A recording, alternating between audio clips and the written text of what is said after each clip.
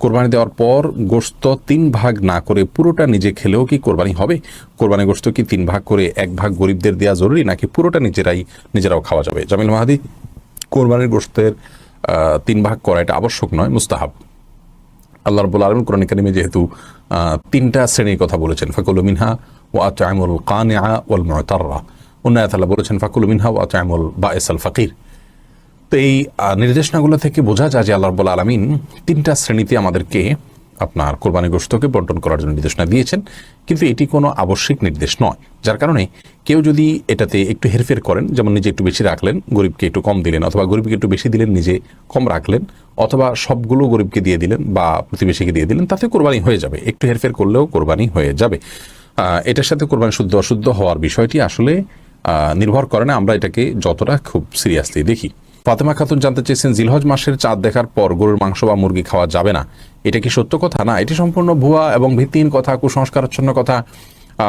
জিলহজ মাসের চাঁদ দেখা যাওয়ার সাথে আপনার গোশত খাওয়ার কোনো সম্পর্ক নেই।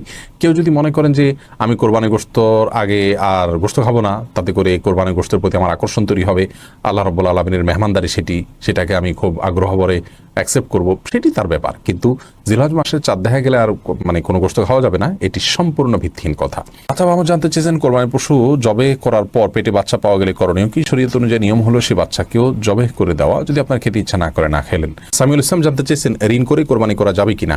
ঋণ করে কোরবানি করা যাবে, কিন্তু যিনি ঋণ করে কোরবানি করছেন তিনি ঋণ করে কোরবানি করার ক্ষেত্রে যদি তার পরবর্তীতে ঋণ পরিশোধের ভালো ব্যবস্থাপনা থাকে, সেজন্য তিনি করতে পারেন। ইবাদত, বন্দেগী, নেক আমল, এটা ঋণ করে করা যায়। আর্থিক ইবাদত নেই, ঋণ করে আমরা দান করতে পারি, ঋণ করে আমরা কোরবানি করতে পারি, সেজন্য এটাও করা যায়। কিন্তু ঋণ করে কোরবানি করার জন্য যারা খুব বেশি আগ্রহী, তারা ঋণ করে কি কখনো দান সাদকা, গরিব দুঃখীদেরকে টাকা পয়সা দেওয়া, মসজিদ মাদ্রাসায় দেওয়া, এগুলো তারা করেন কিনা? যদি কখনো সেগুলো না করেন, তাহলে কোরবানির ক্ষেত্রে বিশেষভাবে ঋণ করে করার বিশেষ হেতু কি? যদি এমন হয় যেখানে গোশতটাই মুখ্য, তাহলে সেক্ষেত্রে আপনার এইভাবে কোরবানি ঋণ করে হোক আর ঋণ করা ছাড়া এমনি নিজের টাকা থেকে হোক করা উচিত নয়। এই জন্য উদ্দেশ্যের বিষয়টিকে আমাদের বারবার মাথায় রাখা উচিত, এবং যেহেতু এটার ফিডব্যাক আমাদের বাসায় উঠে, অতএব মুখ্য উদ্দেশ্য যেন কোরবানি গোশত না হয় সেটি মাথায় রাখা উচিত। মৌলিকভাবে ঋণ করে কোরবানি করা জায়েজ রয়েছে।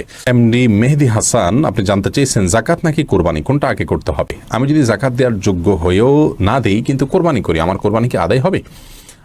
দেখুন, জাকাত এবং কোরবানি দুটি পৃথক ইবাদত। আপনি যদি জাকাত না দেন তার জন্য অপরাধ হবে, কোরবানি না দিলে তার জন্য ভিন্ন অপরাধ হবে। কেউ জাকাত দিচ্ছেন না, সেটা অনেক বড় অপরাধ তিনি করছেন।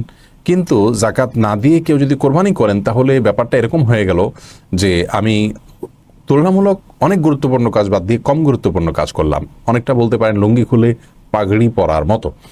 কারণ আপনি অর্থ খরচ করে জাকাত দিচ্ছেন না, জাকাত গরিবকে পরিপূর্ণ দিয়ে দিতে হবে হয়তো সেই কারণ থেকে।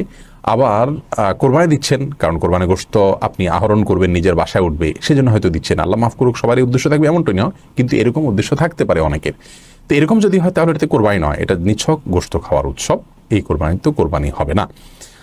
আর যদি এমন হয় যে তিনি জাকাতটা দিয়ে থাকেন, এখন হয়তো এবছর জাকাত দেন নাই বা দিবেন, এরকম হয়, তাহলে সেক্ষেত্রে তিনি অবশ্যই কোরবানি দিতে পারেন। এবং কোরবানি যেহেতু একটা নির্দিষ্ট সময়ের মধ্যেই দিয়ে ফেলতে হবে, অতএব এটি দিয়ে পরবর্তীতে তুমি যত দ্রুত সম্ভব তার জাকাত তিনি আদায় করে দিতে পারবেন। আরাফাত ইসলাম জানতে চেয়েছেন, মৃত ব্যক্তির পক্ষ থেকে কোরবানি করা যাবে কিনা, সেই গোশত বন্টনের পদ্ধতি কি? মৃত ব্যক্তির পক্ষ থেকে কোরবানি করা যাবে। যিনি কোরবানি করবেন তিনি তার নিজের গোশত যেভাবে ব্যবহার করেন এটাকে ঠিক একইভাবে ব্যবহার করবেন। লাবণ্য,